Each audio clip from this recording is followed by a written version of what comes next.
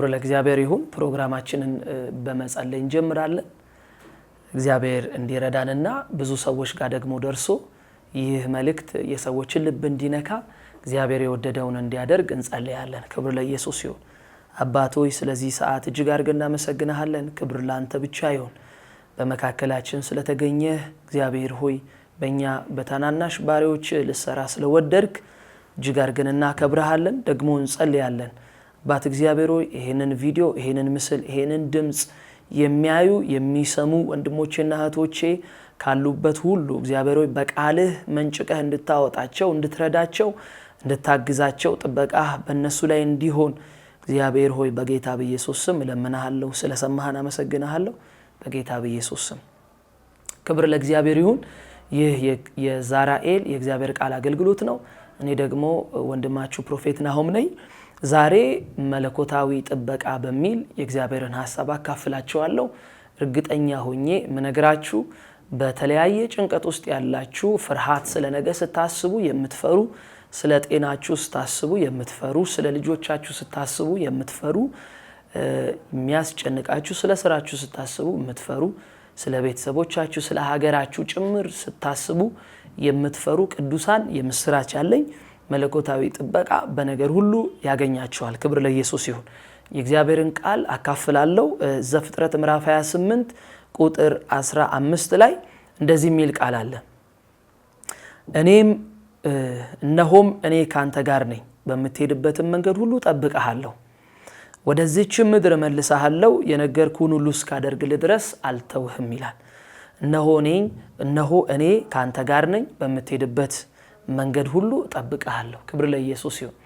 ይህ ድምጽ የመጣለት ለያዕቆብ ነው። እንደምታስታውሱት ያዕቆብ ከወንድሙ ከኤሳው ሸሽቶ ሎዛ በምትባል ስፍራ ላይ መሽቶበት ድንጋይ ተንተርሶ በተኛበት ምሽት ላይ እግዚአብሔር አንድ ራእይ ወደሱ እንዳመጣ መጽሐፍ ይናገራል። ይሄ የሚያየው ምንድነው?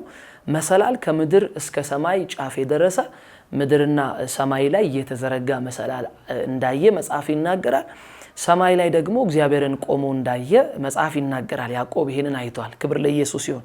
ይሄንን ባየ ጊዜ አትፍራ፣ እኔ አባትህ የአብርሃም የይስሐቅ አምላክ ነኝ ብሎ አሁን ያለህበትን ስፍራ ላንተና ለዘርህ ሰጣለሁ፣ በአራቱም አቅጣጫ ተሰፋለህ፣ ለበረከቱን ብሎ እግዚአብሔር እንደባረከውና እኔም ሁሉ ጊዜ ካንተ ጋር ሆናለሁ፣ በመትሄድበትም ስፍራ ሁሉ እኔ ካንተ ጋር እሄዳለሁ፣ እጠብቅሃለሁ፣ ወደ ነገርኩህ ቦታ እስካደርስህ ወደዚህ ስፍራ እስከመልስህ ድረስ አልተውህም ብሎ እግዚአብሔር ኪዳን እንደገባለት መጽሐፍ ይናገራል። ክብር ለኢየሱስ ይሁን። ነገር ግን ያዕቆብ የእግዚአብሔር መገኘትና የእግዚአብሔር ጥበቃ የሚገባው ሰው አልነበረም። ለምንድነው ስትሉኝ በጣም የሚያስቅ የህይወት አይነት የነበረው ሰው ነው ያዕቆብ። ክብር ለኢየሱስ ይሁን። ታስታውሳላችሁ እናታቸው ልጅ አልነበራትምና ይስሐቅ ለርብቃ ጸለየ፣ እግዚአብሔር ደግሞ ጸሎቱን ሰማ፣ አረገዘች ይላል መጽሐፍ ሲናገርና ልክ ስታረግዝ መንታ ነበር ያረገዘችው። አላወቀችም፣ ግን ሆዷ ውስጥ ግን የሚገፋፋ ነገር ነበርና በጣም ስለተጨነቀች ወደ እግዚአብሔር ሰው ሄዳ ሆዴ ውስጥ ይገፋፋሉ፣ ምንድነው ልጅ እንዳለመንኩኝ ልጅ እንዳልፈለኩኝ ልጅ ለምኔ ነው እስክል ድረስ ሆኛለሁ ብላ ስትል እግዚአብሔር በባሪያው በኩል አልፎ ተናገራት። ሁለት ኃያላን ሁለት መንግስት በሆድሽ ውስጥ አሉ፣ ታናሹ የሱ ታላቅ ይሆናል ይገዛል ብሎ እግዚአብሔር ስለ ያዕቆብና ስለ ኤሳው እንደተናገረ ታውቃላችሁ። እኔ ገረመኝ። ጥበቃ የሚገባው ሰው አልነበረም ብያልኩ ታስታውሳላችሁ። ሆዷ ውስጥ ይገፋፉ ነበር።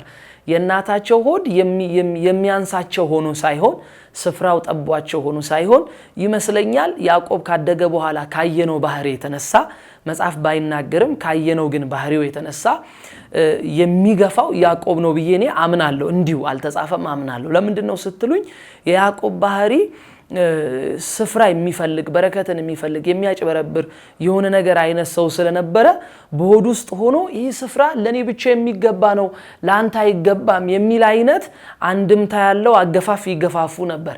ክብር ለጌታ ይሁን። ይሄንን ሰው ነው እግዚአብሔር እጠብቅሃለሁ የሚለው። ይሄ ብቻ አይደለም። በመውለጃዋ ሰዓት ርብቃ ስትወልድ መጀመሪያ ኤሳው ወጣ። ኤሳው ሲወጣ ቀላ ያለ ጸጉራም የሆነ ሰው ወጣ። ይሄ አዳኝ ሊሆን የተጠራ ሰው ወጣ መጽሐፍ ይናገራል። ያዕቆብ ግን ከኋላ ሆኖ ተረከዙን ይዞ ወደ ኋላ እየጎተተው ነበር የወጣው። ሁለተኛው የወጣው ያዕቆብ ነው፣ ግን ተረከዙን ይዞ እየጎተተው ነበር የወጣው። በጣም ነው የሚገርመኝ። ያዕቆብ ምን አይነት ሰው ነው ስትሉኝ አይደለም ለሌላ ሰው እግዚአብሔር እስኪቀይረው ድረስ እስኪገለጥለት ድረስ ምን አይነት ሰው ነበረ? ገና ከውልደቱ ወንድሙ ሲቀድመው የማይወድ ሰው፣ ወንድሙ ከፊት ሲሄድ ተረከዝ ይዞ ወደ ኋላ የሚጎትት አይነት ሰው ነበረ። የብዙዎቻችን አይነት እንደዚህ አይነት ህይወት ነበረን አይደለ? ለወንድሞቻችን መልካም ሲደረግ ደስ የማይለን የሚከፋን። ክብር ለኢየሱስ ይሁን። እንደዚህ አይነት ሰው በሞላበት ቅዱሳን እንደዚህ አይነት ባህሪ አንዳንድ ሰዎች ላይ ይታያልና ያዕቆብ እንደዚህ አይነት ነገር የታየበት ሰው ነው። ግን እግዚአብሔር ምን ይለዋል? እጠብቅሃለሁ ብሎ ኪዳን ሲገባለት ታያላችሁ። ይህ ብቻ አይደለም፣ ልጅ ከተወለደ በኋላ ያድጋልና ያዕቆብና ኤሳው አደጉ። እግዚአብሔር ይመስገን። ካደጉ በኋላ ኤሳው የአደን ሰው ነው፣ የሚያድን አባቱ ደስ የሚለው አባቱ ደስ የሚሰኝበት አድኖ ሲያመጣ ካመጣው ነገር የሚጣፍጥ ነገር ሰርቶ ለአባቱ የሚያቀርብ አይነት ሰው ነው። ያዕቆብ ደግሞ የእናት ልጅ የሚባል አይነት ሰው ነው። ከእናት ስር የማይጠፋ ከኩሽና የማይጠፋ ከእናት ጋር የሚውል የሚያድር አይነት ሰው ነውና አንድ ቀን አደን ወጥቶ ኤሳው አደን ወጥቶ ሲመጣ ባዶ እጁን ስለመጣ የሚያድን ነገር ስላላገኘ በጣም ተርቦ ስለነበር ወደ ያዕቆብ መጥቶ ያዕቆብን አንድ ነገር ጠየቀው። ወንድሜ ርቦኛል፣ ከሰራኸው ቀይ ወጥ አብላኝ ሲለው ያዕቆብ ብኩርናውን ይፈልግ ስለነበር አጋጣሚውን ተጠቀመና ቀድመህ ብኩርናህን ሽጥልኝ ብሎ ጠየቀው ይላል መጽሐፍ። አስቡት፣ ለወንድሙ የማይራራ ብኩርናውን በወጥ ቀያይሮ በኩር ለመሆን የሚፈልግ አይነትን ሰው እግዚአብሔር እጠብቅሃለሁ እኔ ካንተ ጋር ሆናለሁ ይለዋል። ክብር ለኢየሱስ ይሁን። በጣም ያስደንቀኛል እግዚአብሔር ምህረትና ጥበቃ በጣም ይገርመኛል። እና ያዕቆብ መጀመሪያ ብኩርናህን ሽጥልኝ አለው። ኤሳው በጣም ርቦ ስለነበር ርቦኝ ብኩርናዬ ለምኔ ብሎ ሸጠለት፣ አቃለለው ብኩርናውን። ያዕቆብ ግን ብኩርናውን በምግብ ገዛው። ክብር ለኢየሱስ ይሁን። እንደዚህ አይነት ሰውን እግዚአብሔር ምን ይለዋል? እጠብቅሃለሁ ይለዋል። እኔ ይገርመኛል። ትናንትናችሁ ምንም አይነት መጥፎ ህይወት ቢሆን፣ ትናንትናችሁ ምንም አይነት የሚያስጠላና የሚያጸይፍ መልካም ያልነበረ ህይወት ቢኖራችሁ እንኳን በክርስቶስ ደም ከታጠባችሁ በኋላ እናንተ አዲስ ሰዎች ናችሁ። እግዚአብሔር በምህረቱ ነገራችሁን ይጠብቃል። ክብር ለኢየሱስ ይሁን። የያዕቆብ ህይወት አሁንም ቀጥሏል። ወንድሙን አታሎ ብኩርናውን ከወሰደ በኋላ አንድ ቀን ልክ ምዕራፍ 27 ላይ ሲደርስ ዘፍጥረት ምዕራፍ 27 ላይ አባታቸው ይስሐቅ ደከመ፣ የመሞቻው ጊዜ የደረሰ ነው፣ አይኖቹ ማየት አልቻሉም፣ እየደበዘዙ ነው፣ አረጀ። ሰውየው ያረጀ ሲመጣ እስራኤላውያን በባህላቸው በኩር የሆነውን ልጅ ይባርካሉ። ስለዚህ በኩር የሆነውን ልጅ ጠራውና የተወለደውን ኤሳውን ጠርቶ ሄደህ እንደምወደው አድነህ ይዘህልኝና የምወደውን ምግብ ስራልኝ ልብላ፣ ከነፍሴ ልባርክህ አለው ይላል። እና ኤሳው ይሄንን አይቶ ሄደ፣ ወደ አደን ሄደ። ይሄንን ሰማ፣ ደስ ብሎት የአባት በረከት ይከበራል እንደ እግዚአብሔር ቃል ስለሚቆጠር እንደ እግዚአብሔር ቃል የአባቶች በረከት ስለሚቆጠር ደስ ብሎት ወደ አደን ሄደ ሊያድን። እና እናታቸው ርብቃ ይሄንን የአባትየውን ድምጽ ስትሰማ፣ የአባትየው ምክር ስትሰማ፣ ለኤሳው ያለውን ስትሰማ ወደ ያዕቆብ ሄዳ ልጅ ያለችው ኤሳው ሊባርከው ነው፣ አባትህ እንዲህ ብሎታል፣ ቶሎ ብለህ ከበረት ውስጥ ካሉት ጠቦቶች አምጣልኝ፣ እነሱን አርደን ቆንጆ ምግብ ሰርተን አባትህ እንደሚወደው አድርገን ኤሳው እንደሚያቀርብ አድርገን እናበለዋለን፣ ይዘህ ትገባለህ፣ ከበላ በኋላ ይባርካል፣ ግድ የለህም ስትለው በጣም የሚገርመው ወንድ ልጅ ታውቃላችሁ በእናት አይጨክንም። በአባት ሊጨክን ይችላል፣ በእናት አይጨክንም። ያዕቆብ ግን በእናቱ የሚጨክን አይነት ሰው ነበረ። ምን አላት ይላል? አባቴ ቢረግመኝስ ቢያቅብኝ ሲላት፣ አውቆብኝ ቢረግመኝ ሲላት፣ እርግማኑ ሁሉ አባትህ ቢረግምህ ቢያቅብህ ለኔ ይሁን አለችው። ያዕቆብ ያን ጊዜ እንደዚህ አለ፣ እሺ ይሁንብሽ፣ በቃ ካወቀ ባንቺ ላይ ይሁን ብሎ እሺ አለ፣ ተስማማ። ለእናቱ የማይራራ አይነት ሰው ነበር ያዕቆብ። እግዚአብሔር ግን ይሄንን ሰው ምን ይለዋል? እኔ ካንተ ጋር ሆናለሁ እጠብቅሃለሁ ይለዋል። ክብር ለኢየሱስ ይሁን። መለኮታዊ ጥበቃ ካንተ ጋር አደርጋለሁ ይለዋል። ቀጠለ፣ አመጣላት፣ ጠቦት አመጣላት። የልጇን የኤሳው ልብስ አለበሰችው፣ ያዕቆብን አለበሰችው። አባቱ ደስ እንደሚሰኘው አይነት እንደሚወደው አይነት ምግብ ሰራችለትና ይዘህ ሂድ አለችው። ክብር ለኢየሱስ ይሁን። ያን ምግብ ይዞ ሄዶ ወደ አባቱ ገባ ይላልና አባቴ ይሄው እንደምትወደው መጥቻለሁ፣ አድኜ መጥቻለሁ፣ ምግብ ሰርቼልሃለሁ ሲለው አባቱ አይኖቹ ስለደበዘዘ አንተ ማነህ? ድምጽህ የያዕቆብ ይመስላል ማነህ ብሎ ሲለው እኔ ኤሳው ነኝ አለው። ክብር ለኢየሱስ ይሁን። አባቴ አያይም ብሎ አባቱን ያጭበረበረ አይነት ሰው ነው ያዕቆብና ይሄንን ሰው በጣም በአባቱ በእናቱ በወንድሙ የጨከነ ሰውን እግዚአብሔር እጠብቅሃለሁ ይለዋል። ምን አይነት ኪዳን ነው! ክብር ለኢየሱስ ይሁን። የእግዚአብሔር ጥበቃ በምንም ሁኔታ የማይደመሰስ ሚገርም የእግዚአብሔር ጥበቃ አለ። ክብር ለኢየሱስ ይሁን እና አባቱ በጣም በመገረም ድምጽህ የኤሳውን ይመስላል፣ አንተ ግን ይቅርታ ድምጽህ የያዕቆብን ይመስላል፣ አንተ ግን ማነህ? እስቲና ጠጋበል ብሎ ጠጋ አለውና ኤሳው ጸጉር ስለነበረው እናቱ ቀድማ ምን አርጋለች? የለምድ ጸጉር ይሄ የበግ ቆዳ አልብሳው ነበር፣ አንገቱና እጁ ላይ አርጋለት ነበርና ዳሰስ ሲያደርገው የኤሳው አይነት ጸጉር ነው እና ጸጉርህ የኤሳው ይመስላል፣ ልብሱንም ሲያሸተው ልብስህም ሽታህም የኤሳውን ሽታ ይመስላል፣ ድምጽህ ግን የያዕቆብ ይመስላል፣ ለማንኛውም አምጣ አለና በላ ይላል። ከዛ በኋላ ከመብላቱ በፊት ግን አንድ ነገር አለው። ነገር ግን እንዴት በዚህ ፍጥነት እንዴት ተሳካለህ? እንዴት አደንክ ሲለው ይውላችሁ እኔ በወንድሙ መጨከኑ ወንድሙ ማታለሉ አይገርመኝም። ይገርማል። በርግጥ ግን እናቱንም እንደዛ አባቱንም እንደዛ አድርጎ በእግዚአብሔር ላይ እንኳን የሚያምጽ አይነት ሰው ነበር ያዕቆብ አይደል? ምን ብሎ አለው? በእግዚአብሔር ዋሸ። እግዚአብሔር የማድነውን ነገር ወደኔ አምጥቶልኝ ነው አቅርቦልኝ ነው ብሎ በእግዚአብሔር ላይ አመጸ ያዕቆብ በአባት በእናት በወንድሙ ብቻ ሳይሆን በእግዚአብሔር ላይ የሚያምጽ በእግዚአብሔር ላይ የሚዋሽ አይነት ሰው ነበር። የቀደመው ህይወቱ እንደዚህ አይነት ሰው ነበርና መጨረሻ ላይ አባቱ በላ፣ ደስ አለው፣ ረካና ናልባርክ ብሎ እጅ ጭኖበት ባረከው። ታላቅ ሰውን ብሩኩን ሰማይ ጠል ያንጠብጥብልህ፣ ምድር በረከቷን ታብቅልልህ አባቱ ባረከው። ክብር ለኢየሱስ ይሁን። ይስሐቅ ባረከው ይላል። ያንም በረከት ተቀብሎ የአባትን የበኩርን በረከት ተቀብሎ ልክ ከአባቱ ከወጣ በኋላ ኤሳው ደግሞ አድኖ አደን ተሳክቶለት አባቱ እንደሚወደው አድርጎ ወደ አባቱ ይዞ መጣ። እነሆኝ አባቴ መጥቻለሁ፣ ይሄው እንደምትወደው ሰርቼልህ መጥቻለሁና ባርከኝ ሲለው አንተ ማን ነህ? እኔ ኤሳው ነኝ። እውነት ነው፣ ኤሳው ነው፣ ድምጹ ኤሳው ነው፣ ሁኔታው ኤሳው ነው። እና በጣም አባትየው በጣም ተገረመው። ታዲያ ቅድም ወንድምህ መጥቶ ባርኬው እኮ ሄደ አለ። ክብር ለኢየሱስ ይሁን። እና ኤሳው በጣም አዘነ። አታለለኝ፣ ሁለት ጊዜ አታለለኝ፣ እንደ ስሙ አጭበርባሪ ነው ብሎ አዘነ። እና ባርከኝ ሲለው በረከቱ መመለስ አልችልም፣ ኦሬዲ ለበኩር የሚገባ በረከት ለወንድምህ ባርኬዋለሁ፣ ምንም ማድረግ አልችልም አለ። ኤሳው መራራ ጮኸት ጮኸ ይላል መጽሐፍ ሲናገር። አባቴ ሆይ ባርከኝ ብሎ መራራ ጮኸት ጮኸ። ጥቂት በረከት ካለ ብሎ ጮኸ። ጥቂት በረከት ከባረከው በኋላ በጣም ስላዘነ ኤሳው ሁለት ጊዜና ከዛ በላይም ስለተጨበረበረ ከወጣ በኋላ አባቴ ሊሞት ጥቂት ነው የቀረው፣ ወንድሜን ከዛ በኋላ እገድለዋለሁ ብሎ ሲይዘት ለናትየው ወሬ ደረሳት ይላል። ከዛ ለአባቱ ነገረችው፣ ጠሩት፣ ባረኩት። አባትየው ባረከው። ሂድ ተባለ። ወዴት ሂድ? ወደ እናትህ ወንድም ቤት ሂድ፣ ከሁለት ወንዝ መካከል ወደሚኖረው ወደ ላባ ቤት ሂድ፣ እዛ ሚስት አግባ፣ ወደዚህ እንዳትመጣ ፈጥነህ እንዳትመጣ፣ ወንድም ሲረሳ ወንድም ሲተው ቂሙን ሲተው ትመጣለህ ብለው ባረኩትና ሄደ ይላል።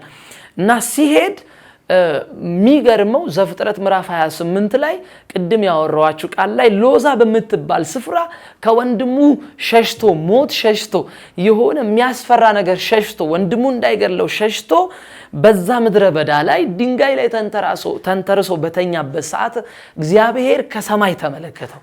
ክብር ለኢየሱስ ይሁን። ኪዳን ያለበት ሰው፣ የአባት በረከት ያለበት ሰው፣ ጥሪ ያለበት ሰው፣ የተወደደ ሰው፣ ነገር ግን በተለያየ ህይወት ውስጥ ያለፈ ሰውን እግዚአብሔር ተመለከተና እግዚአብሔር በምህረት ወደሱ ቀረበ።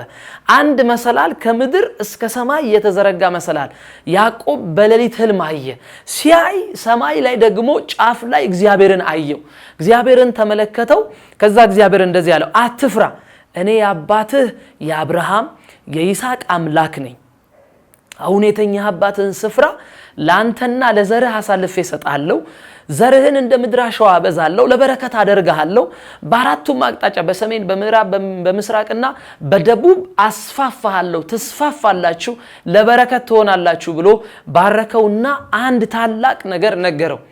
ምንድነው ሲባል እኔ ካንተ ጋር እሆናለሁ ክብር ለኢየሱስ ይሁን በመትሄድበት ሁሉ ጠብቀሃለሁ የነገርኩን ነገር እስካደርግልህ ድረስ ወደዚህም ስፍራ እስከመልስ ድረስ አልተውህም አለው እግዚአብሔር ምን አይነት መሐሪ ቢሆን ነው እግዚአብሔር ምን አይነት የፍቅር አምላክ ቢሆን ነው ያዕቆብ እኮ የሚገባው ሰው አልነበረም ቅድም ያየነው ያወራነው ያዕቆብ ጥፋ ምንድነው የእግዚአብሔር ቅጣት እንጂ የእግዚአብሔር ጥበቃ የሚገባው ሰው አልነበረም ነገር ግን እግዚአብሔር በምህረቱ እጠብቀሃለሁ ካንተ ጋር ሆናለሁ አለው ይሄ ምንድነው ሲባል ሶስት የሆነ ምልከታ አለ የመጀመሪያው እግዚአብሔር የኪዳን አምላክ ስለሆነ ነው አብሬ ሆናለሁ እጠብቀሃለሁ ያለው የኪዳን አምላክ ስለሆነ ለምንድነው ሲባል አባቱም አያቱም ወይም ደግሞ አብርሃምም ይስሐቅም የኪዳን ህዝብ ናቸው የኪዳን አባቶች ናቸው የኪዳን ሰዎች ናቸው በዚህ ምክንያት ኪዳን ስለተላለፈ እግዚአብሔር ኤሳውን ጠልቶ ያዕቆብን ስለወደደ ኪዳኑ እሱ ሰው ላይ እንዲያርፍ ስለፈለገ በዚህ ሁሉ አመጽ እንኳን ቢያልፍ በምህረቱ በቸርነቱ አብሮት ሊሆንና ሊጠብቀው እንደወደደ ይናገራል ክብር ለኢየሱስ ይሁን ሁለተኛው ደግሞ ምልከታ ምንድነው ሲባል በዛን ዘመን የአረማውያን ጣዖት የሚባላል የአረማውያን ጣዖት ማለት ለምሳሌ አሁንኛ እዚህ ጀሞ አካባቢ ሆኜ ነው ስቱዲዮ እየተቀረስኩ ያለሁት ይሄ ጀሞ አካባቢ ላይ በተለምዶ አሁን በዛ ዘመን ብንሆን ኖሮ ጀሞ አካባቢ ላይ የሚሆን ጣዖት አለ የሚመለክ ጣዖት አለ ያ ጣዖት ከጀሞ ወጣችሁ ወደላ ሰፈር ከሄዳችሁ የሄዳችሁበት ሰፈር ላይ አይጠብቅም ተብሎ ይታመናል ይሄ የአሕዛብ አማልክት የሚያመልኩት አምላክ እንዲህ ነው ተብሎ ይጠበቅ ነበር ባላችሁበት አካባቢ ይጠብቃል ካላችሁበት አካባቢ ስትወጡ አይጠብቅም የሚል አይነት አመለካከት ነበር በዛን ጊዜ የአረማውያን አምላክ ማለት ጣዖት ማለት ይሄ ነው እግዚአብሔር ለያዕቆብ ሊያስረዳው የፈለገው ለአንባቢዎችም ይሄንን ቃልም ለሚረዱ ሰዎች ሊያስተላልፍ የፈለገው እግዚአብሔር የተቀረጸ እንደ ተቀርጾ የተቀመጠ የሆነ አካባቢ ላይ ስትሆኑ የሚጠብቃችሁ ከዛ አካባቢ ስትወጡ ደግሞ ጥበቃውን የሚነሳ አምላክ እንዳልሆነ እግዚአብሔር በሁሉ ስፍራ እንደሚገኝ ለያዕቆብ ሊያስረዳው ሲፈልግ በመትሄድበት ሁሉ አብሬ ሆናለሁ የሚል ቃል አለ ክብር ለኢየሱስ ይሁን እና በዚህ ምክንያት እግዚአብሔር ያዕቆብን ስለወደደ ኪዳን በቤተሰቡ ላይ ስላለ እሱ ላይም ኪዳን ስላስቀመጠ ደግሞም እግዚአብሔር የአማልክት ይሄ የአሕዛብ አምላክ እንዳልሆነ የተቀረጸ አምላክ እንዳልሆነ እግዚአብሔር መንፈስ ነው በሁሉ ስፍራ እንደሚገኝ የእግዚአብሔር ጥበቃ የሆነ ክልል ላይ ብቻ እንዳልሆነ ለማሳየት ሲፈልግ የትም ቦታ ብትሄድ እኔ አብሬህ እሄዳለሁ እሆናለሁ እጠብቀሃለሁ አለው ክብር ለኢየሱስ ይሁን ይሄ ድምጽ ይሄ ኪዳን እጠብቀሃለሁ ብሎ ብቻ አልቀረም ታውቃላችሁ ላባ ቤት ለ20 ዓመት ካሳለፈ በኋላ ያዕቆብ ከ20 ዓመት በኋላ ልክ ምዕራፍ 31 ላይ እግዚአብሔር አንድ ነገር ተናገረ ወደ አባትህ ሰፈር ወደ አባትህ መንደር ወደ አባትህ ስፍራ ተመለሳለሁ እሺ ብሎ የላባም መልክ ስለተቀየረበት የላባም ልጆች ስለ ያዕቆብ የሚያወሩት ነገር ያዕቆብን ደስ ስላላሰኘው ላባም 10 ጊዜ ደሞዙን እየቀያየረበት ስለተቸገረ ስለዚህ እግዚአብሔር ደግሞ ለያዕቆብ መጥቶ ወደ አባትህ ስፍራ ወደ አባትህ ቤት ተመለስ ስላለው ይሄንን ድምጽ ይዞ ሚስቶቹንና ሁለት ሚስቶቹ ራሔልንና ሊያን እንደዚሁም ልጆቹን ይዞ ንብረቱን ከብቶቹን ይዞ አባታቸው የነሊያ የነራሔል አባት ወይን ላባ ሊሸልት በሄደበት ሰዓት ላይ ወደ ቤቱ ሊመለስ ጉዞ እንደጀመረ ይናገራል ክብር ለኢየሱስ ይሁን እና ጉዞ ከጀመረ በኋላ ከ3 ቀን በኋላ ላባ አንድ ነገር ሰማ ያዕቆብ ኮበለለ የሚል ድምጽ ሰማ ወንድሞቹን ይዞ ሰይፍ ይዞ ታጥቆ ሄደ ያላወቀው ነገር ግን ያዕቆብን የሚጠብቅ አይተኛም ደግሞ ማያንቀላፋ ክብር ለጌታ ይሁን የማይተኛ ደግሞ የማያንቀላፋ አምላክ ያዕቆብን ስለወደደ ኪዳን ስለገባለት ይሄ የተቀረጸ አምላክ ስላልሆነ እግዚአብሔር በሁሉ ስፍራ የሚገኝ የሚያይ ሁሉን የሚችል ሁሉን የሚያውቅ በሁሉ ስፍራ የሚገኝ አምላክ ስለሆነ ከያዕቆብ ጋር ስለነበር ያንን ላባ ስላላወቀ ወንድሞቹን ይዞ ሰይፍ ይዞ ሊያጠቃው ሄደ ይላል ክብር ለኢየሱስ ይሁን ሲሄድ ልክ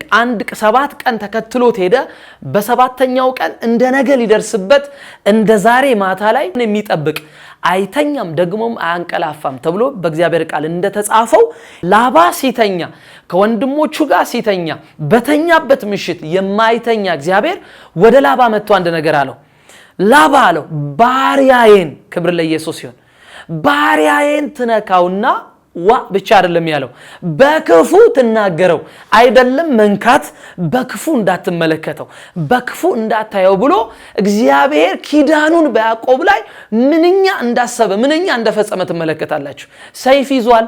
በቁጣን የመጣው ሊገድለው ነው የመጣው፣ ሊያጠቃው ነው የመጣው፣ ሊጎዳው ነው የመጣው። ግን እግዚአብሔር በተኛበት ስፍራ እግዚአብሔር የማይተኛው መጥቶ ባሪያዬን በክፉ እንዳትናገረው አለው። ሲያስጠነቅቀው ላባ ደግሞ እሺ ብሎ እግዚአብሔርን ሰማ። ባይሰማው ይጠፋ ነበር፣ የእግዚአብሔር ቁጣ እሱ ላይ ይሆን ነበር። ምክንያቱም ያዕቆብን የሚጠብቅ ስለማይተኛ እና ላባ ተነሳ፣ አገኘው። በነጋታው ሲያገኘው ሰላም አለው። እንዴት ነህ? ክብር ለኢየሱስ ይሁን። ልጆቼን ስሜ የልጆቼን ልጆች ስሜ በሰላም እንዳላሰናብትህ፣ በእልልታ በዘፈን በሆነ ነገር በፈሽታ አድርጌ እንዳላሰናብትህ ለምን እንደ ወንጀለኛ ለምን እንደ ወንበዴ ልጆቼን ይዘህብኝ ሄድክ ብሎ ጠየቀው። ነገር ግን ያ የአባቶች አምላክ ክብር ለኢየሱስ ይሁን። አያችሁ እግዚአብሔር እንዴት ኪዳን እንደሚያስብ። የአባቶች አምላክ ሌሊት ላይ መጥቶ ልጎዳህ ነበር የመጣሁት፣ ላጠፋህ ነበር የመጣሁት፣ የሆነ ነገር ላደርግ ነበር የመጣሁት። ነገር ግን እግዚአብሔር በሌሊት መጥቶ ባሪያዬን በክፉ እንዳትናገረው አለኝ አለ። ክብር ለኢየሱስ ይሁን። እግዚአብሔር ይጠብቃል፣ እግዚአብሔር ከክፉ ይታደጋል፣ እግዚአብሔር ያስመልጣል። ክብር ለጌታ ይሁን። ያዕቆብን የገባለትን ኪዳን አሰበ። አያችሁ ምንም አይነት ሁኔታ ውስጥ ብትሆኑ፣ ከኋላ የሚያሳድዳችሁ ነገር ቢኖር፣ ትናንትናችሁ ብዙ መጥፎ ነገር ቢኖር፣ ክብር ለኢየሱስ ይሁን። ያሳለፋችሁት ህይወት በጣም ከባድ ቢሆን፣ እንደ ላባ አይነት ችግር የሚያሳድዳችሁ ብትሆኑ፣ መከራ፣ ስደት፣ ችግር፣ ወጥመድ፣ በሽታ፣ የሆነ ፍርሃት ውስጥ የሰው ፍርሃት፣ የአጋንንት ፍርሃት፣ የተለያየ ወጥመድ ውስጥ ያላችሁ ሰዎች ለያዕቆብ ትናንትና የማይመጥን ህይወት እንኳን ቢኖረው በምህረቱ እግዚአብሔር እንደከለለው እንደጠበቀው ከላባ እንዳስመለጠው በምትሄድበት ሁሉ እኔ አብሬ ሆናለሁ እጠብቅሃለሁ ብሎ የገባለትን ኪዳን እግዚአብሔር እንደፈጸመለት ዛሬም ለእናንተ የምስራች ቃል አለኝ። እግዚአብሔር ይጠብቃቸዋል። ክብር ለኢየሱስ ይሁን። የመለኮታዊ ጥበቃ የመለኮታዊ የሆነ ጥበቃ መለኮታዊ የሆነ ከቨሬጅ በኢየሱስ ስም ያገኛቸዋል። የትኛውም ክፉ ይሄንን መለኮታዊ ጥበቃ አልፎ እናንተ መንካት አይችልም። እግዚአብሔር ላባን እንዳስጠነቀቀው ዛሬ በሽታችሁን ያስጠነቀቀዋል። ዛሬ እርግማኑን ያስጠነቀቀዋል። ዛሬ የሚዋጋችሁን ፋይት የሚያረጋችሁን በዙሪያችሁ ሆኖ የሚያውካችሁን ያስጠነቀቀዋል። ክብር ለኢየሱስ ይሁን። እናንተ ከማታዩት ወጥመድ ከምታውቁትም ከማታውቁትም ከየትኛውም የጨለማ ወጥመድ የጨለማ ጥፋት ዛሬ በናዝሬቱ በጌታ በኢየሱስ ስም እግዚአብሔር በጥበቃው ያስመልጣቸዋል። ክብር ለኢየሱስ ይሁን። እጸልያለሁ። በእውነት ነው የምላችሁ፣ የመኪና አደጋ ከፊት ለፊታችሁ የተዘጋጀባችሁ እናንተ ማታቁ፣ በሽታ ከፊት ለፊታችሁ የተቀመጠ እናንተ ማታቁ፣ መንገዳችሁ ላይ ወጥመድ የተዘጋጀባችሁ እናንተ ማታቁ፣ ታጥቀው የተዘጋጁ ሰዎች የሚጠብቋችሁ እናንተ ግን የማታቁ፣ እናንተ ባታቁም እናንተን የሚጠብቅ አይተኛም ደግሞ ማያንቀላፋም እግዚአብሔር ያስመልጣችኋል። ክብር ለኢየሱስ ይሁን። ትናንትና ምንም አይነት ድካም ኖሮባችሁ ሊሆን ይችላል። ታውቃላችሁ ያዕቆብ ይህ ስፍራ አላወኩትም ነበር እንጂ የእግዚአብሔር ቤት ነው ቤቴል ብሎ ጠራው ይላል።